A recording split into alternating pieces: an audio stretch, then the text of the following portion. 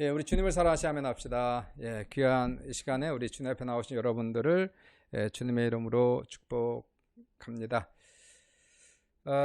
특별히 그 기도 제목이 있죠. 우리 박동린 권사님이 그 참 고생을 많이 하시네요. 그 우리 결석으로 인해서 신장 결석인데 그게 요도에 걸려서 참 오랫동안 고생을 했지 않습니까? 수술 받고 또 재수술 받아서 이제 잘 되는 줄 알았는데요. 근데 또 수술이 잘못돼서 실패한 거죠. 쉽게 얘기하면 그 결석을 빼내야 되는데 그 요도 결석이 오히려 신장 안으로 들어갔답니다.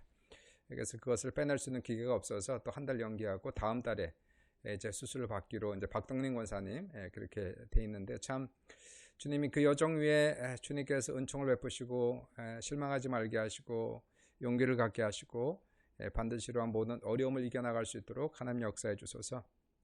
많이 기도해 주시고요. 다행히 양성순 집사님은 그 신장 이식 수술을 은혜 가운데 잘 마쳤어요. 성공적으로 마치고 지금 회복 중이신데 계속 기도하셔서 아무런 후유증이 없게 하시고 또 하나님의 은혜 가운데 100% 완치될 수 있도록 여러분의 많은 기도를 부탁드립니다. 또 우리 중에는 또 코로나로 인해서 또 감염된 성도들이 몇 분이 계셔서 지금 참 힘들어하죠. 이 시간에 같이 기도하시고 다시는 이러한 일들이 생기지 않게 하시고 이제 깨끗하게 건강하게 회복할 수 있도록 기도해 주시고 또 우리 교회가 이제 다시 한 자리에 모일 수 있도록 여러분의 많은 은혜 기도를 통해서 더욱더 모일 땐 더욱더 힘있는 교회 모습으로 모일 수 있도록 우리 기도 많이 부탁을 드리겠습니다. 하나님 말씀을 같이 보도록 하겠습니다. 우리 주의 말씀을 우리 같이 보도록 하죠.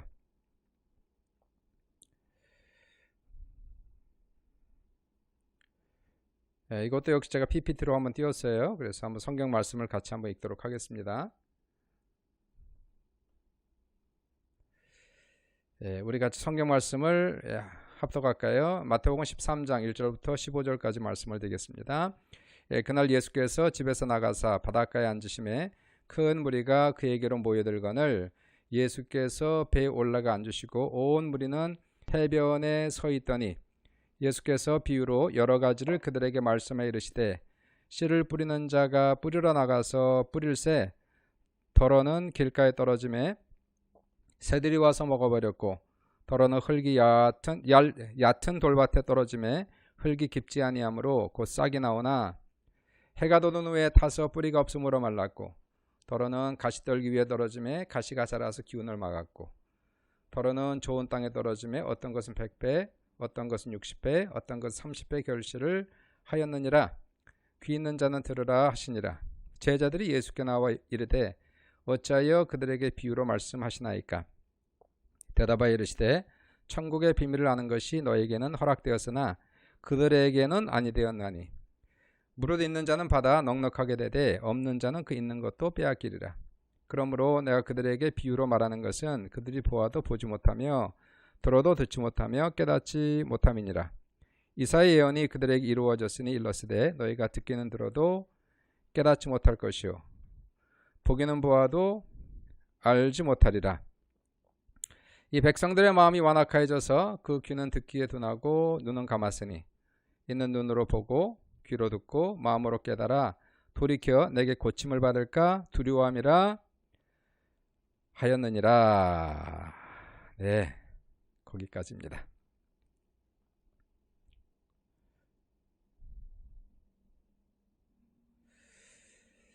날씨가 참 좋죠. 봄이 성큼 다가왔어요. 오늘은 뭐 거의 20도까지 다가와서 뭐 코트도 입지 않고 다닐 정도로 아주 날씨가 너무너무 좋았습니다. 이제 차가운 겨울도 다 지나고 봄도 왔는데 우리의 마음에도 봄날의 기운이 넘칠 수 있기를. 코로나 때문에 참 추웠죠. 마음이 추웠어요. 이제 봄이 왔습니다. 백신도 나왔고 해서 이제 우리의 마음이 좀 더 열리고 풀리고 그리고 더 따뜻한 성령의 충만하심이 넘칠 수 있기를 축복하고요. 보통 이제 3월 중순부터 사순까지는 캐나다에서는 이제 그 모종하는 기간이라고 그래요. 뭐 실내에서 온실에서 토마토, 케일, 뭐 아니면 레터스, 그 다음에 뭐 양배추 뭐 이런 거 있지 않습니까? 컬리플라워 이런 거를 모종하고 이제 한 달 정도 실내에서 키운 다음에 4월 중순 하순쯤 되면 이제 밖에 옮겨 심어서 키우는 이제 농사철이죠. 좋은 계절이 왔습니다. 저희 콘도에서도 작년에 그 발코니가 아주 작아요. 그래서 화분 몇 개를 놨는데 거기에 그래도 깻잎도 심고 그리고 부추도 심고 해서 솔솔 재미를 봤죠. 올해도 그래서 깻잎을 좀 많이 심으려고 하고요. 방울토마토도 한번 심어볼까 이런 생각도 한번 해보고 있습니다. 자, 오늘 본문 말씀을 좀 같이 보겠습니다. 마태복음 13장을 보시면 거기는 하늘나라에 대한 비유가 7가지가 나오고 있는데 하늘나라 또는 천국, Kingdom of Heaven 이렇게 나와 있죠. Kingdom, 왕국입니다. 왕이 다스리는 나라로서 민주주의 개념하고는 완전히 틀리죠. 완전히 다른 겁니다.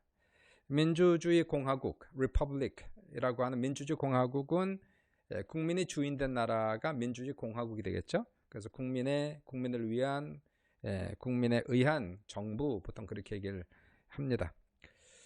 여러분 혹시 아십니까? 지금도 전 세계 약 43개 국가는 국왕들이 있어요. 국가에 왕이 있는 왕정 제도가 있다는 거예요. 그런데 이러한 왕정 제도가 있는 나라들은 대부분 입헌군주제입니다. 군림은 하되 통치하지 않는 입헌군주제. 왕이지만 힘이 없는 그런 왕이 되겠죠.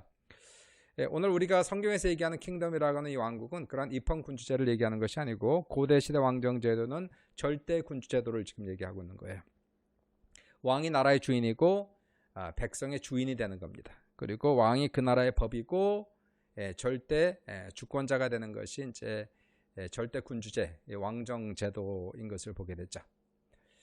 주님이 오신 이유를 여러 가지로 얘기할 수 있는데 그 중에 큰 개념 중에 하나가 하나님의 나라, 천국의 개념이죠. 이 천국은 우리가 죽어서 가는 그 완성된 천국도 있지만 예수님께서 이 세상에 천국을 가져오시는 겁니다. 하나님의 나라를 이 땅에 세우시는 개념을 지금 얘기하고 있어요. 이 세상에 나라가 많죠. 왕국이 많지만 예수님께서 하나님의 나라를 이 천국을 이 세상에 가지고 오시고 이제 시작을 그렇게 하시는 겁니다. 이 하나님 나라라고 하는 것은 하나님께서 왕이 되셔서 통치하시는 나라, 그것을 건설하기 위해서 주님께 세상에 오신 거죠. 물론 이 그 Kingdom of God이라고 하는 것은 Kingdom of Heaven, 하늘나라, 하나님 나라는 정치적인 하나님 나라가 아니고요. 무력적이지도 않아요. 영토적인 개념도 없습니다. 신약에서 얘기하는 하나님의 나라는 순수하게 영적인 개념이고 100% 자발적이고요. 스스로 원해서 자발적으로 하나님의 통치 안에 들어와서 살아가는 것이 하나님의 나라가 되겠어요. 자, 우리가 처음에 이제 예수를 믿으면 그냥 믿는 게 아니고요. 그냥 믿을 뿐만이 아니라 우리가 예수님을 무엇으로 모셔드려야 될까요? 주님으로, the Lord, 우리의 왕으로 우리의 삶 속에 모셔드리는 겁니다. 그리고 우리가 주님의 통치에 순복하겠다고 이제 주님이 왕 되셨으니 내가 주님의 백성이 되었습니다. 내가 주님의 뜻을 따라 살겠습니다. 그렇게 순복하겠다라고 약속하면서 우리가 이 하나님 나라의 백성이 되는 거죠. 그동안 우리는 예수를 믿지 않았을 때는 내가 왕 노릇하며 살았어요. 내가 주인이 되어서 내가 모든 걸 스스로 결정하고 네 미래도 결정했습니다. 근데 살아보니까 어떻습니까? 되는 게 아무것도 없지 않습니까? 내 마음대로 되는 것이 없어요. 마음에 평안도 없고 기쁨도 없고 열심히 살았는데 그렇다고 크게 성공한 것도 없고 정말 최선을 다해서 했는데 남는 것도 없고 삶의 의미도 없고 공허하기만 하고 그것이 이제 우리가 왕이 되어서 우리 인생을 다스렸을 때 나타나는 결과가 되는 거죠. 이제 주인을 바꾸는 거예요. 내 안에 있는 내 보좌에 있는 내가 앉아 있는데 나는 내려오고 바로 그 보좌에 주님 올라가 앉으십시오. 주님께 내 보좌를 드리겠습니다. 주님께서 내 인생을 다스리시고 통치해 주옵소서. 인생의 운전대를 주께 맡겨드리겠습니다. 그리고 나는 그동안 왕노릇하였지만 이제는 그 보좌에서 내려와서 백성으로서 주님의 종으로 살겠다라고 우리 스스로가 고백을 하게 되죠. 자, 그러한 고백을 드릴 때에 예수님께서 우리 안에 들어오셔서 우리의 중심에 들어오셔서 이제는 내 안에서 왕노릇하던 마귀, 왕마귀죠. 왕마귀 떠나가고 그리고 내 안에 하나님이 통치하시는 하나님의 나라가 임하는 거예요. 하나님 나라의 특징이 뭐라고 그랬죠? 로마서를 보시면 로마서 14장 20절에 보시면 하나님 나라는 성령 안에서 의와 평강과 희락이라 이렇게 얘기하고 있어요. 그게 하나님 나라의 특징 아니겠습니까? 우리가 예수를 믿어서 예수님이 우리의 삶 속에서 치리하시고 다스리고 통치하시면은 내 인생에 목적이 생기고 의미가 확실해지고 살 맛이 나고 내 마음속에 평강이 생기고 기쁨이 생기고 그리고 내가 살아가면서 세상에 유익이 되고 의로운 삶을 살아가는 이게 이제 천국이 임했다라고 지금 얘기를 하는 겁니다. 오늘 본문을 보시면 이런 하나님의 나라에 대한 비유를 7가지를 얘기하고 있는 거예요. 하나님의 나라가 임하는 사람, 어떤 사람이 이러한 하나님의 나라를 체험하는가? The realized kingdom 그렇게 얘기하죠. 하나님의 나라가 실현되는 사람, 체험되는 사람을 얘기를 하고 있는 건데요. 3절 보시면 이제 3절에 그 성경에 이 말씀이 나갑니다.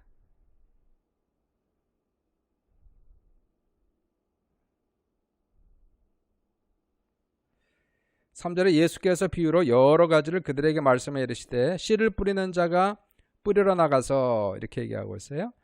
여기 이제 예수님께서 지금 파종을 하죠. 이제 때가 돼서 계절이 되어서 지금 씨를 그렇게 뿌리고 있는데요. 그냥 쭉 뿌리는 겁니다. 여기저기 이렇게 뿌려요. 이렇게 뿌리는데 천국은 마치 뭐와 같다? 자기 밭에 씨를 뿌리는 어떤 사람과 같다라고 이렇게 얘기하고 있어요. 이 밭은 뭘까요? 이 밭은 세상을 얘기하는 것이고 그러면 씨는 뭘까요? 씨는 하나님 말씀을 얘기하는 거예요. 좀 더 구체적으로 복음을 얘기하는 겁니다. 예수님이 전한 이 하나님 나라의 복음을 얘기하는 것이고요. 여기서 씨 뿌리는 사람은 누구를 상징하고 있을까요? 바로 말씀을 전하시는 예수님을 지금 얘기하고 있는 거예요. 예수님께서 세상에 오셔서 하나님 말씀을 지금 전하는 겁니다. 지금 복음을 뿌리는 거예요. 그런데 지금 여기에 수많은 사람들이 모여서 말씀을 지금 듣고 있습니다. 말씀을 듣는 사람들 중에서 말씀의 능력을 체험하고 하나님 나라를 체험하는 사람이 있고 말씀을 듣지만 하나님 나라를 체험하지 못하는 그러한 사람들이 있다는 것을 지금 오늘 본문을 통해서 지금 얘기를 하고 있는 겁니다. 보죠. 어떤 사람의 마음은 길가와 같다 이렇게 얘기하고 있어요. 4절 보시니까 뿌릴새 덜어는 길가에 떨어짐에 새들이 와서 먹어버렸고 씨를 뿌렸는데요. 이렇게 길가에 떨어진 거예요. 길가. 첫 번째가 이제 길가입니다. 씨를 뿌렸는데 길가에 떨어졌다. 지금 그렇게 지금 얘기를 하고 있습니다.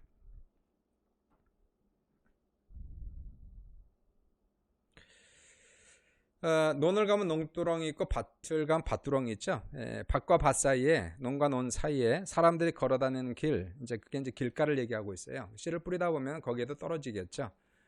여기저기 다 떨어지는데, 자 이러한 땅은 사실 단단하게 굳어서 사람들이 워낙 많이 밟고 다녔기 때문에 동물들이 지나다니기 때문에 단단하게 굳어서 씨가 땅 속으로 들어가지 못합니다. 씨가 땅 속으로 들어가서 터져야 그래야 싹이 나는 거 아니겠습니까? 아예 들어가질 못하는 거예요. 말씀이 들어가질 않습니다. 그러니까 결국 어떻게 됩니까? 아까 그림에도 봤지만 새들이 와서 이러한 씨앗을 먹어버린다 그렇게 얘기하고 있어요. 지금 사람의 마음의 상태를 얘기하는 겁니다. 어떤 사람입니까? 이러한 사람들은 마음이 굳은 사람들 또는 마음이 강팍한 사람들, 이러한 사람들을 지금 상징을 하고 있습니다. 말씀을 듣는데 마음이 굳은 사람, 마음이 강팍한 사람들에게는 말씀이 아예 먹혀 들어가지 않는다는 거예요. 말씀이 아예 그 마음속으로 들어갈 자리가 없다 지금 얘기하는 거죠. 죄로 인해서 양심이 굳어진 사람들, 영혼의 감각이 사라진 사람들, 그러니까 죄를 범해도 죄책감이 없어요. 그러니까 어떻습니까? 이러한 사람들은 하나님과 관계없이 자기 마음대로, 자기 뜻대로, 자기 멋대로 살아가는 거예요. 어떤 사람은 마음이 굳은 이유가 상처 때문에 마음이 굳은 사람들이, 그러니까 마음이 완전히 다친 사람들이죠. 마음이 아주 완전히 하나님을 향해서 닫아놓은 사람을 얘기하고 있어요. 뭐 교회를 다니다가 마음에 상처 입을 수 있습니다. 사람에게 상처 입을 수 있어요. 교회를 떠나는 경우들도 있는데 결국 그 사람들 손해가 엄청난 거예요. 영적으로 손해가 큽니다. 이런 사람들 마음이 완전히 다쳐서 그래서 무슨 말을 들어도 이제는 은혜가 되지 않습니다. 마음을 스스로 닫은 거죠. 하늘에 소낙비가 내려도 마음의 뚜껑을 열어놔야 되는데요. 뚜껑을 닫아놓으니까 물을 담지 못하는 거예요. 밖에는 태양빛이 환하게 비춰도 마음의 커튼을 완전히 닫아놓기 때문에 영혼 속이 캄캄한 이러한 사람들의 상태를 지금 얘기하죠. 이러한 사람들은 말씀에 관심이 없습니다. 이 하나님의 나라에 대해서도 전혀 관심이 없어요. 무슨 말씀을 들어도 반응이 없습니다. 반응하지 않습니다. 영적으로 보면 이런 사람을 죽은 사람이다 얘기하는 것이고요. 불신자다 그렇게 얘기를 해요. 교회를 다녀도 이런 사람이 있을 수 있습니다. 반응하지 않는 사람들, 아예 관심이 없는 사람들, 들어도 전혀 깨닫지 못한 사람들, 영적으로 죽으니까 하나님 말씀에 반응하지 않고 있다는 것입니다. 어떻게 해야 될까요? 오직 하나님만이 할 수 있는 일인데요. 성령께서 역사하시고 그들의 죄를 깨닫게 하시는 것은 성령이시기 때문에 그러한 분들을 위해서 기도를 많이 하셔야 됩니다. 그리고 본인들이 깨달으면 해야 되는 것이 자신들의 묵은 땅 있죠. 이 묵은 땅, 이 굳은 마음을 기경을 해야 되는 거예요. 낫으로 기경을 해야 되는 겁니다.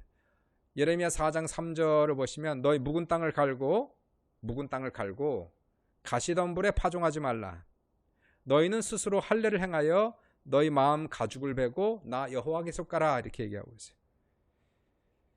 묵은 땅을 갈아엎으라는 겁니다. 가시덤불에 파종하지 말란 얘기예요. 스스로 할례를 행하라. 마음의 할례, 육체 할례 말고 육체 할례를 받죠. 육체 할례는 칼로 필요 없는 가죽을 벗겨내는 거 아니겠습니까?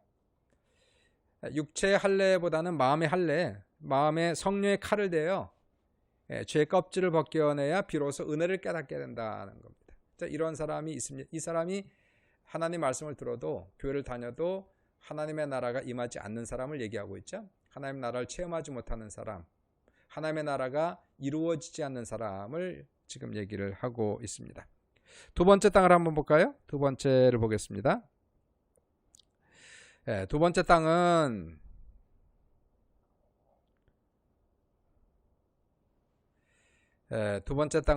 세 번째 땅을 먼저 볼게요. 세 번째 땅인데 7절을 보시니까 더러는 가시떨기 위에 떨어짐에 가시가 자라서 기운을 막았다 이렇게 얘기하고 있죠. 순서적으로 보시면 이게 세 번째 땅으로 나옵니다. 제가 세 번째를 먼저 얘기하고 있어요. 첫 번째는 길가고 두 번째는 가시떨기가 많은 땅이 그렇게 있다는 거예요. 이거 보십시오. 이스라엘 가면 이러한 가시 엉겅퀴들이 많이 뗍니다. 이러한 곳에는 씨앗을 심어도 싹이 나오긴 나올 수 있어도 뭐 그것은 결코 열매 맺을 수 없는 이러한 경우를 지금 얘기를 하고 있는 겁니다. 가시떨기, 두 번째가 가시떨기. 사람들의 마음이 가시떨기가 많이 난 그러한 마음 상태가 있다는 것을 지금 얘기를 하고 있습니다.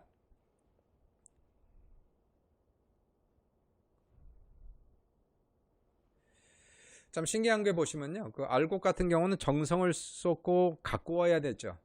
근데 잡초 같은 거, 가시 같은 것은 아무 데서 잘 자랍니다. 가꿀 필요가 없어요. 가시는 그냥 자랍니다. 잡초도 뭐 잘 자라요. 또 얼마나 질긴지 몰라요. 얼마나 강한지 몰라요. 밟아도 죽지 않고 뿌리를 뽑으려고 해도 잘 뽑히지 않는 것들이 보시면은 이 가시, 잡초 이런 것들인 것을 볼 수 있는데 이 가시 같은 경우를 보시면은 우리가 창조 법칙에 보시면요. 가시는 저주의 결과입니다. 원래 하나님이 창조하신 것이 아니었어요. 원래 창조하셨을 때는 가시와 엉겅퀴가 없었습니다.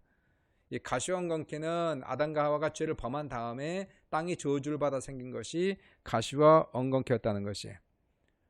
아담과 하와가 죄를 범한 다음에 하나님께서 그들 에덴 동산에서 쫓아내지요. 그리고 땅에 가서 땅을 기경하고 그래서 농사 짓고 거기서 먹고 살게 하셨는데 땅이 저주를 받아서 가시와 엉겅퀴를 냈습니다. 에덴 동산에서는 땅이 너무 좋아가지고 심으면 100배 결실했다는 것이에요. 엄청난 놀라운 수확을 아름다운 열매들을 거두었는데 에덴 동산에서 쫓겨나고 세상에 나가서 땅을 기경하는데 이거 뭐 아무리 고생을 해도 간신히 먹고 살았다는 것이에요. 왜일까요? 가시와 엉겅퀴가 있었기 때문에 그런 겁니다. 심어도 많이 나지 않는, 그러므로 머리에 구슬땀을 흘리고 고생을 해야 간신히 먹고 살 수 있는 그러한 저주를 받았다는 것을 보게 됩니다. 자, 이 가시와 엉겅퀴는 저주죠. 저주인데 이러한 가시떨기는 이 일반 땅에서만 자라는 것이 아니라 예수님 말씀해 보시면은 이 우리의 마음을 땅으로 비유하면서 이 마음에도 가시떨기가 많이 난 그러한 마음 밭들이 있다는 거예요. 그러한 마음의 상태가 있다는 겁니다. 참 사람이라는 거 아까 얘기했지만요. 정성을 들이고 잘 가꾸고서 양육함으로 좋은 사람이 되는데, 이 죄악이라고 하는 것은, 가시원건키라고 하는 것은 양육하지도 않았는데 잘 자라는 거예요.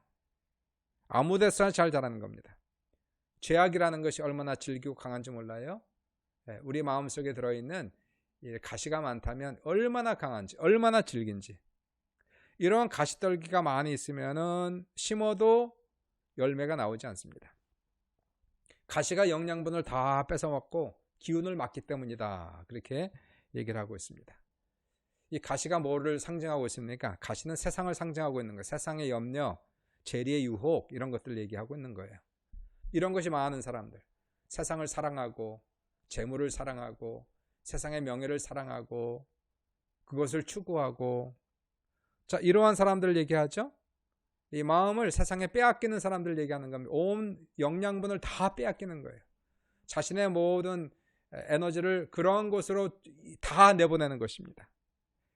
우리가 영적으로 성장을 하고 열매 맺으려면 우리가 하나님께 집중을 해야 되지 않습니까? 하나님 말씀에 집중을 해야 돼요. 컨센트레이션 대단히 중요한 것이거든요.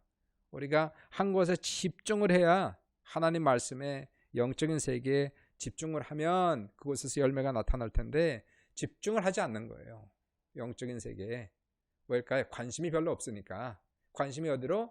세상으로, 물질로, 세상 성공으로, 이런 것으로 가 있기 때문에 관심이 없어요. 세상 얘기하면 잘 듣습니다. 세상 얘기하면 할 말이 많습니다. 세상의 정치 얘기, 경제 얘기, 사회 이야기, 아주 만물박사예요. 얼마나 잘하는지 몰라요.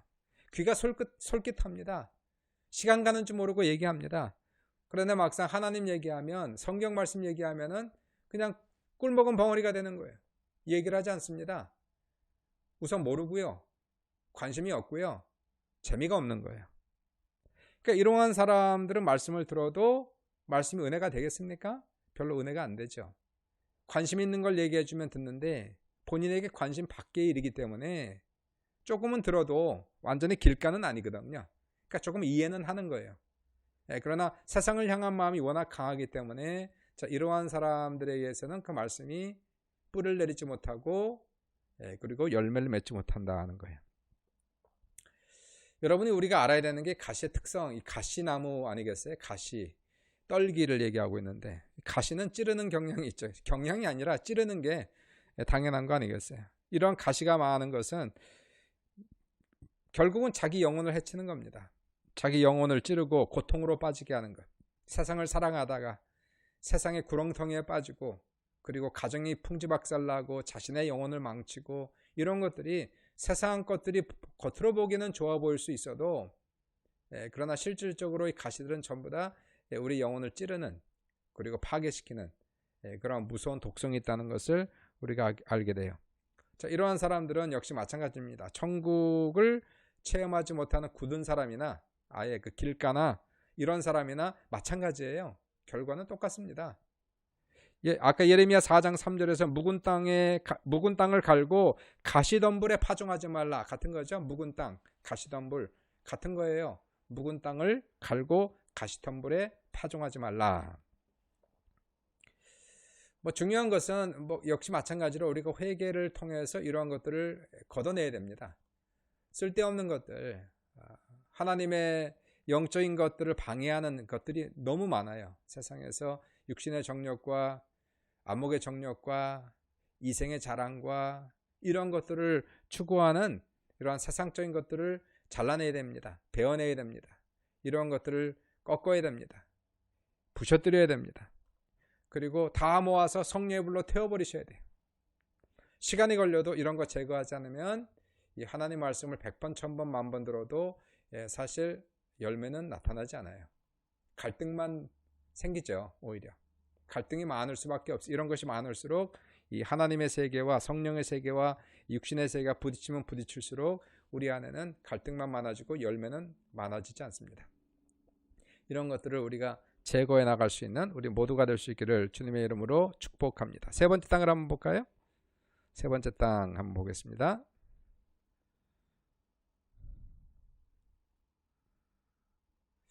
예, 세 번째 땅은 우리 본문에서는 이제 두 번째 땅으로 나오는데 5절 6절 보시니까 돌밭으로 나와 있어요. 돌밭 나와 있죠. 5절 6절 보겠습니다.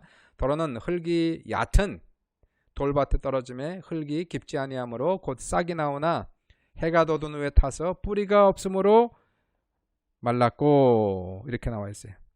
흙이 얇은 돌밭,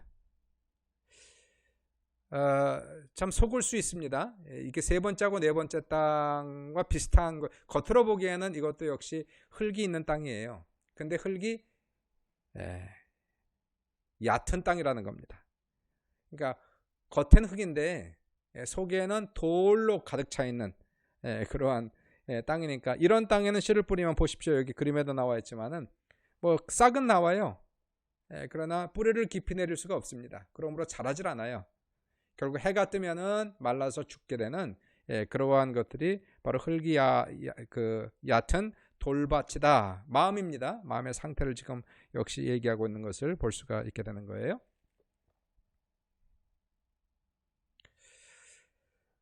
이 사람은 성경을 보시니까요, 하나님 말씀을 들을 때에 금방 반응한다는 거예요. 기쁨으로 받되, 기쁨으로 받아요. 말씀을 들을 때 깨닫기도 해요. 은혜도 받아요. 뭐 감동도 돼요. 눈물도 흘려요. 뭐 웃기도 해요. 즐거워도 해요.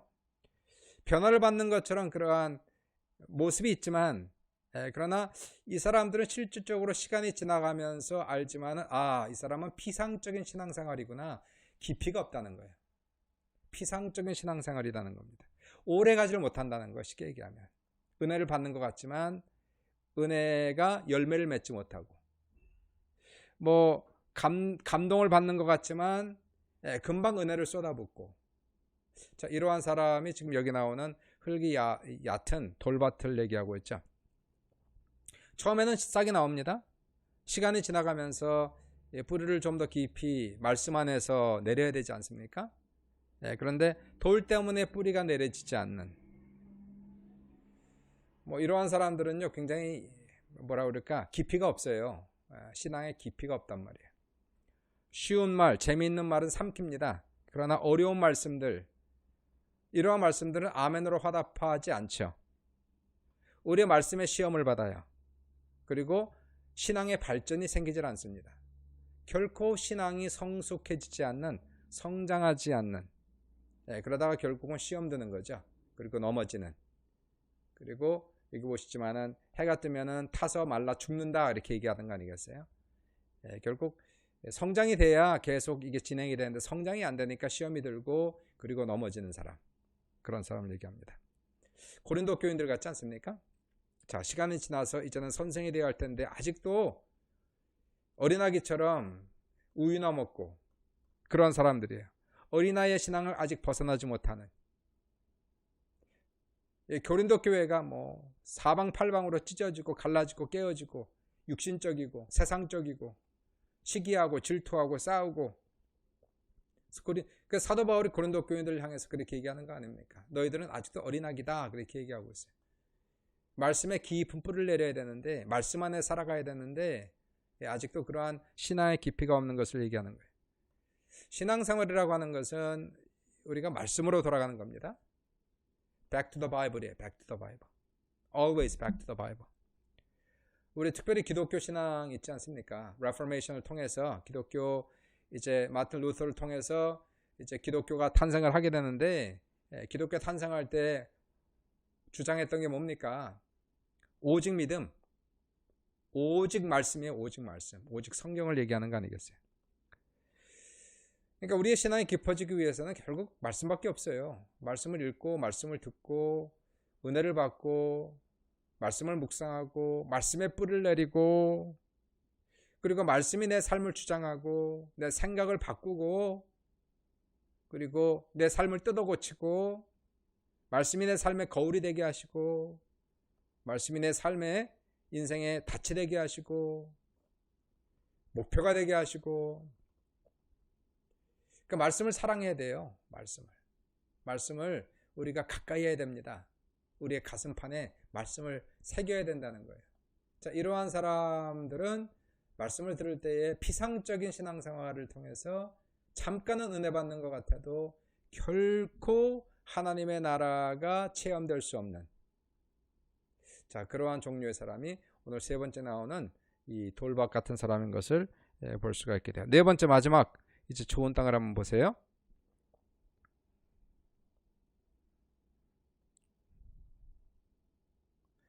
자, 좋은 땅 보십시오. 8절을 보시니까 더러는 좋은 땅 나오죠. 좋은 땅에 떨어짐에 어떤 것은 100배, 어떤 것은 60배, 어떤 것은 30배 결실을 하였느니라. 자, 여기 좋은 땅에 좋은 마음이 참 신기하지 않습니까? 아까 처음에 나온 게 길가였죠. 그리고 우리가 두 번째 본 것은 가시떨기가 많이 나온, 세 번째 돌밭, 다 나쁜 땅이에요. 네 번째 하나님 나라를 체험하는, 하나님의 나라가 임하는 사람은 좋은 땅, 좋은 마음을 얘기하죠. 거기에 뭐가 떨어졌어요? 하나님 말씀이, 복음이 떨어지니까 어떤 것은 100배, 어떤 것은 60배, 어떤 것은 30배 결실을 했다라고 얘기하고 있어요. 자, 말씀을 들을 때에 하나님 말씀으로 들리고 아멘으로 화답하는, 하나님 말씀에 무조건 아멘입니다 하는 그러한 신앙을 반드시 가져야 됩니다.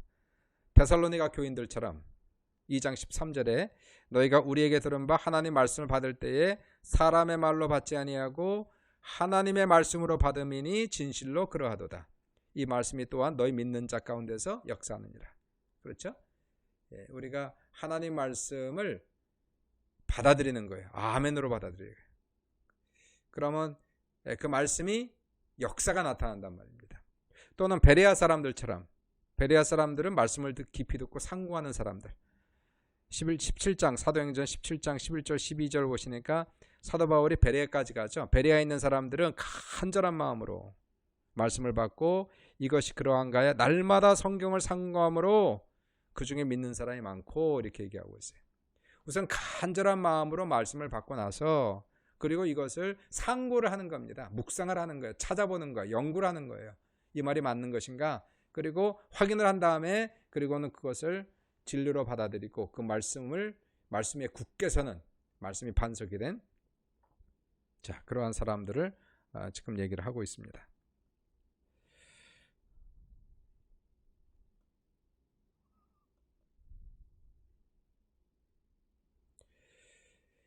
이런 사람들에게 이제 그 열매가 30배, 60배, 100배, 보통 100배까지 가는데, 100배라고 하는 것은 보통 뭘 상징하고 있느냐 하면요, 맥시멈을 얘기하는 거예요. 하나님의 최고 최상의 복이 임한다는 걸 얘기하는 거예요. 하나님의 말씀이 맥시마이즈가 되는 걸 얘기해요. 그게 100배입니다. 100배. 창세기 26장을 보시면은 그 이삭의 얘기가 나오는데요. 창세기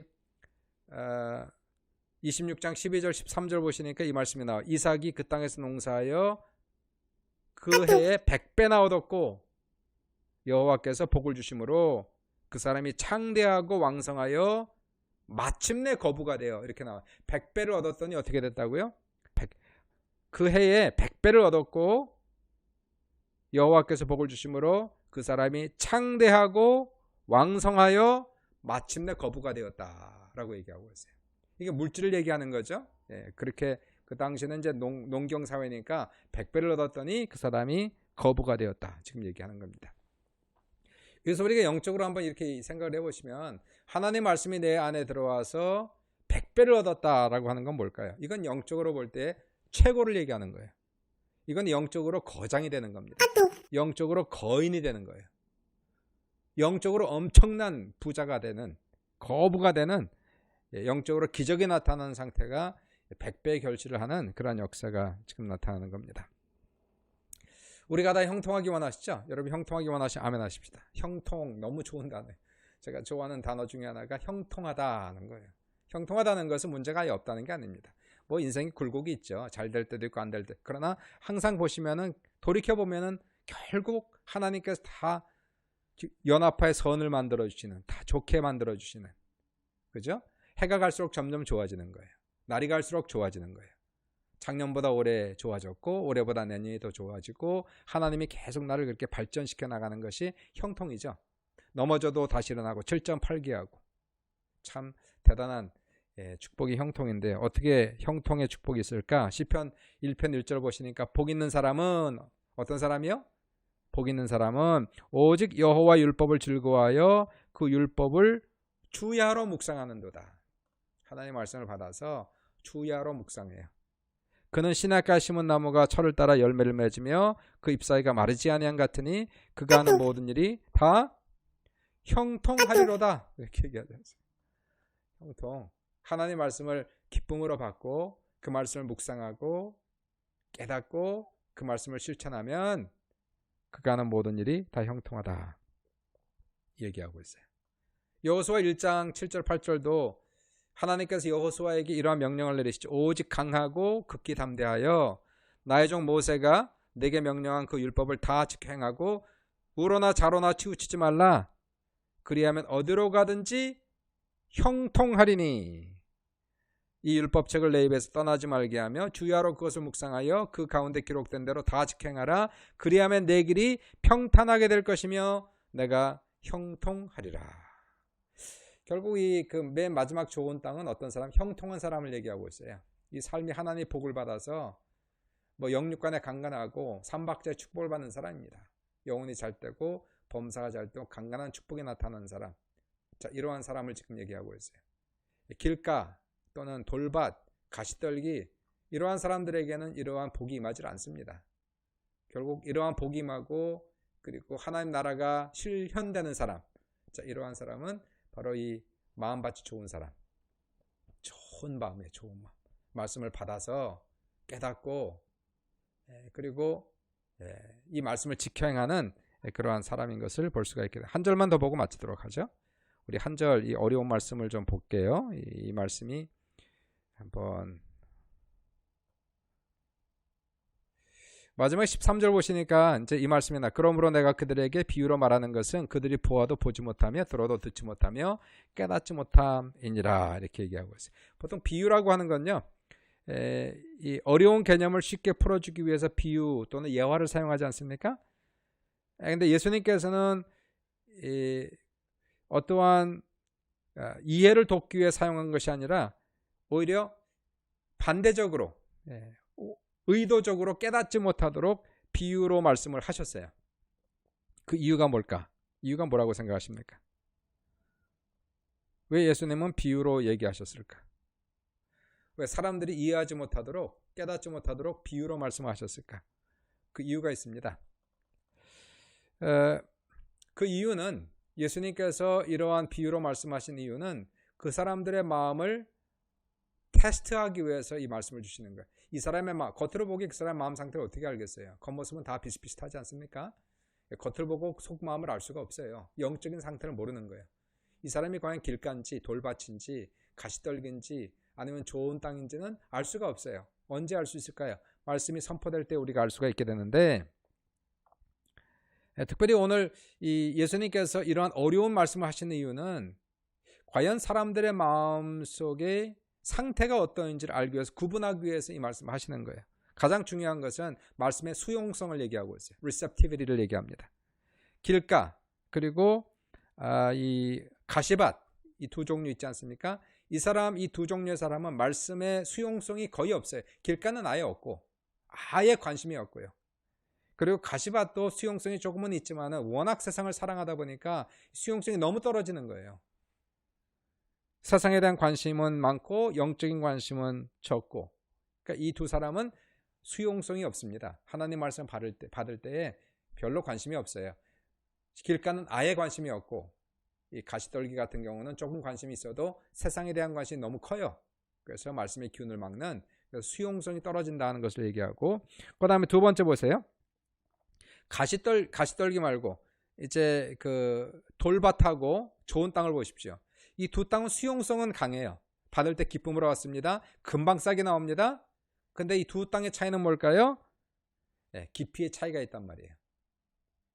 돌밭은 깊이가 없어요. 좋은 땅은 깊이가 있어요. 겉으로 보고 모릅니다. 사람이 지금 은혜를 받는다. 그것만 보고 몰라. 이건 뭘 보고 합니까? 시간이 지나가 봐야 돼요. 시간이 지나가면서 어떤 사람은 깊이 가는 사람이 있습니다. 영적으로 성숙하는 사람이 있다는 거예요. 환란이 와도 시험이 와도 오히려 믿음의 뿌리를 더 내리는 사람들이 있어요.